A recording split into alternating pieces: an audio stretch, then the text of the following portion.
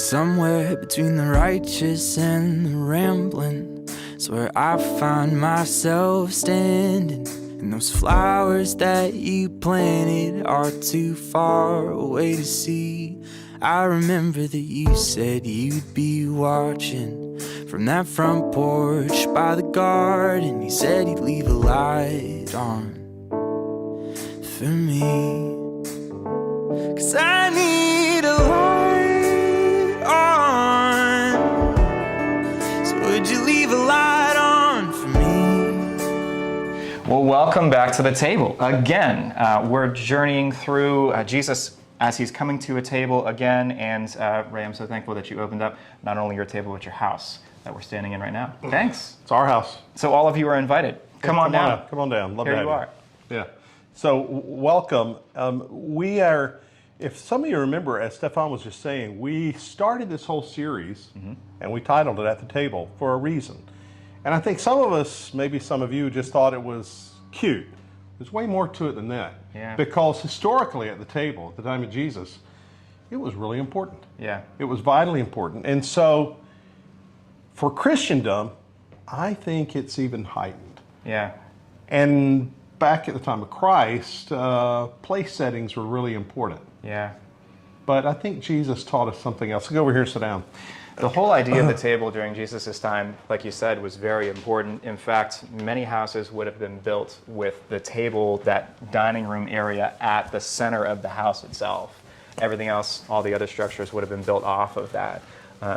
I say that I spent a little bit of time kind of looking at some of the layout of houses back at that time, ancient Israel, while I was in Israel. Right. And there was an interesting conversation that we had around tables. We got to learn more about it from our guide. His name was Ezra.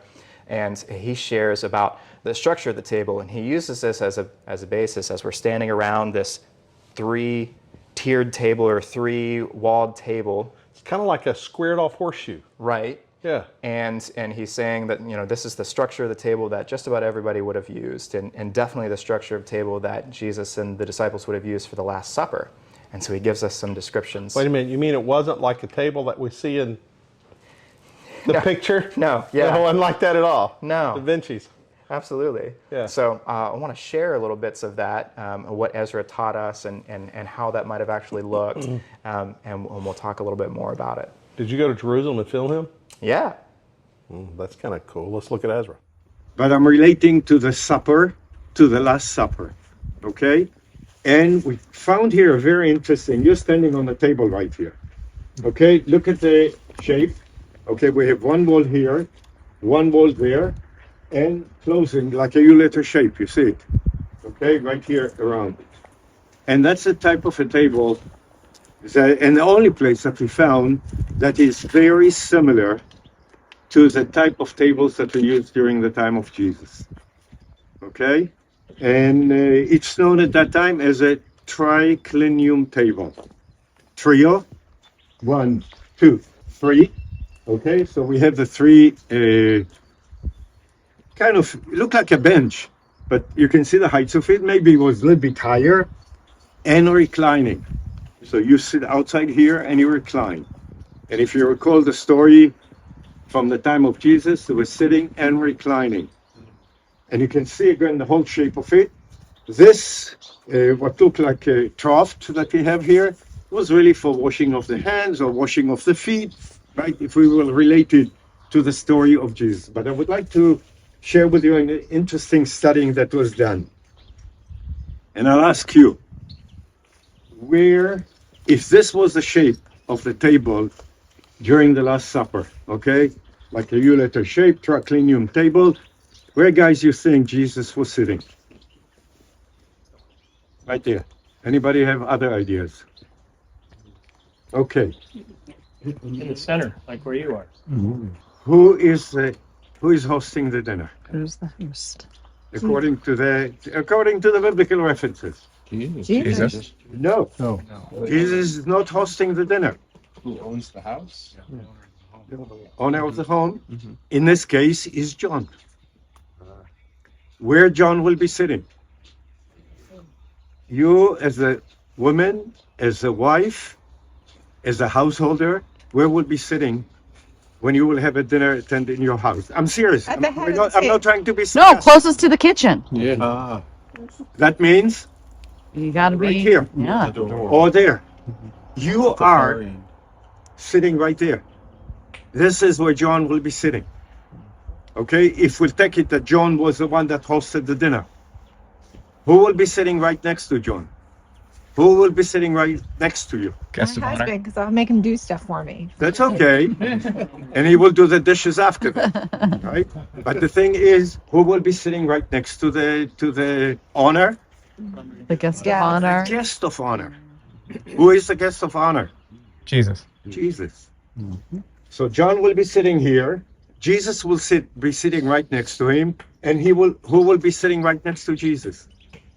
From the Bible, it's not a guess. Bible is Peter. telling us the whole story. Who? Who? Peter would have loved to, But no. but Judas. Peter was pushy, Isn't it Judas? right? He would have loved to, but Jesus had the whole thing planned. Judas. It was Judas. Judas. Who And dips? Peter, if Peter would have pushed and sat right by Jesus, what would have happened? I believe that Jesus was actually whispering to his ear, "Get the hell out." Yeah. Out. Because he had the whole thing planned. He knew it. Yeah. The one that will dip the bread In the dish. Betray me. is my traitor. Okay? So it would be the 3J, as they call it. John, Jesus, Judas. Where will be Peter sitting? Right here, at the corner. And why so? If he is the servant, washing the feet, reclining, your feet are outside, right? He will be going from the guest of honor, or maybe the honor of the house, okay? Go all around, and he will be sitting right here. Done with the washing of the feet, right? So Peter is right here. How do we know that he is right here? It says in the Bible that he was sitting, it doesn't say that he was sitting at this end of the table, but remember, when Jesus and John were kind of head on the chest of the other, they're kind of whispering probably and talking between. What happened to Peter? He is leaning over to listen. If he would be standing right there or sitting right there, he probably would not have seen what is going on. He is here. He is leaning over to listen to the conversation. Okay? So we have an interesting study that was done about the way how the whole room of the Last Supper or how the supper or how they attend the supper at that time. Okay, so it's an interesting setup that we know. Jesus never sat there. You know, Da Vinci, Yes, I just forget the beautiful got it all painting wrong. that he had. It's good for the portrait. Okay, it's good to see everybody. But basically, and tradition from that time, this is the way how the supper, or how they attend the supper, and how they were sitting in those days. Okay, so John, Jesus, Judah. Oh, it's like a U. The other I will say irrelevant because they didn't play any role in anything, and Peter to be sitting right here. I think a lot of people, and even us, whether we like to say it or not, would like to be the guest of honor at most tables that we go to. We would like to be held in some good esteem at least. And the Pharisees that Jesus is having lunch with on this day, they definitely feel like they are some of the important people in the room. And so Jesus has this time to tell them about if you are being invited to a party, a wedding, whatever it might be, don't sit at the head of the table. Because if you're being invited to a wedding, well, we should know that you're not the most important person that's there. Right, yeah. But instead, if you do that, what will happen is you'll be asked to move farther down. You'll be asked to get out of the way for the important people that are there. This is so hard, I think, for many of us to understand. We've talked about this before in other at the tables where we've said at the beginning of life we think the world revolves around us. And then we learn more and more that it's less so of that. So the funny story I have is my oldest daughter, Gemma, she's 4 now, but when she was about 10 months old or so, she loved to go to this one particular Mexican restaurant. And I know that she loved to go to it because no matter where we sat in this restaurant, no matter what table it was, it's different every time, she always knew what door the food came out of. Oh my gosh. And she would stare directly at that door after we ordered and wait. And she would get so excited about every plate that came out until she realized it wasn't coming to her. Oh, because she thought if he came out the door, it's coming to my table. That's right. It's coming sitting before me. Yeah. Bless her heart. What a rude awakening. So lots of excitement and then disappointment. And then when the food finally gets there, just diving into the rice and beans, the best thing in the world.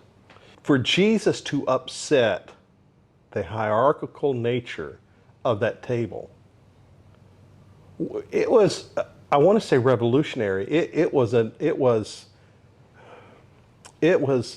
I mean, I'm trying to think of something that we could equate to. And I'm not sure I have anything.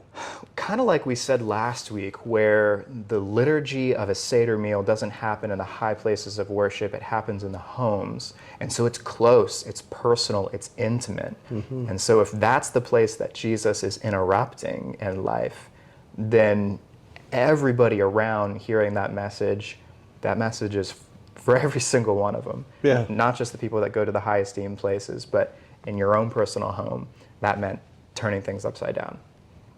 And then who's invited to the table is so important. Yeah. Years ago, we were in a church, and it was Christmas time. And we had an invitation to come to the Christmas party. Yeah. I mean, this was, of the whole town, this was the party. The folks who were in our church that owned this estate, and it was their Christmas party. Ooh. And everybody who was anybody was invited. However, we had a family gathering the same night for Christmas, getting all of our family together. Talk about tension. Yeah, so we couldn't go. We just said we had to be with family because family had a family get together. That was the night. Yeah. So one of the former pastors at this church told me, "Where were you?" I told him. He said, "Well, you won't get invited again." I said, "Why do you mean?" He said, "If you turn down an invitation to this party, you're never invited again." Really? Wow. And we never were. Wow. I mean, that to me blows my mind. Wow. It's incredibly surprising. Yes. I think at one level, we want to make sure that people feel included and invited. But when you get to an invitation, like what we talk about here, Jesus inviting us at the table, the seriousness of that, the grandeur of that. Right. I guess there was a certain point that if we had just been blowing that party off because we had, maybe we want to go shopping that night or whatever, maybe we shouldn't have been invited again. But that wasn't the reason. But I see the, lack of a better term, attention in that Jesus invites us to the table. Jesus actually hunts us down to invite us, to get us to the table. But you got to say yes. Yeah. You got to say yes at some point in some time. And I guess, thank God Jesus is who Jesus is and that he hunts us down. He is merciful, he's grace-giving. And this couple was wonderful that was the host of this party. They're wonderful people. Right. We enjoyed them. Right. But there wasn't enough grace and mercy there if you couldn't make it. You were not invited again. Yeah. Well, the good news is I think that Christ invites us. Yeah. And will invite us over and over again. However, I think so often, in our culture, we take that invitation lightly. Yeah. And we just think it's always going to be there. Jesus doesn't have to invite you. Right. Doesn't have to accept you. That's such an important point for us to hold on to. The idea that Jesus would invite us over and over again does not have to be our motivation to getting to the table. It probably shouldn't be our motivation to getting to the table. It is in our laps to make that decision. It's in our power to make that decision and to choose that. If Jesus is at the table, it's going to be a blast. Yes. It is going to be fun. It's going to be the best dinner party you've ever been to. It is going to be full of laughter. It's going to be full of mercy. It's going to be full of life. Yeah. It's not going to be a drudgery. It's going to be a wonderful gift. So, but we have guests coming. Yep. That you and I are hosting. So we're we have just to get using ready our for dining that. room. So we need to get ready for that, do we not? Absolutely. The table's open for you too. Would you come and help us get ready? And we'll see you next week at the table. Feel like it's a beautiful day. Don't let it get away. You're on the road, but you got no destination. You're in the mud, in the maze of her imagination. You love this town.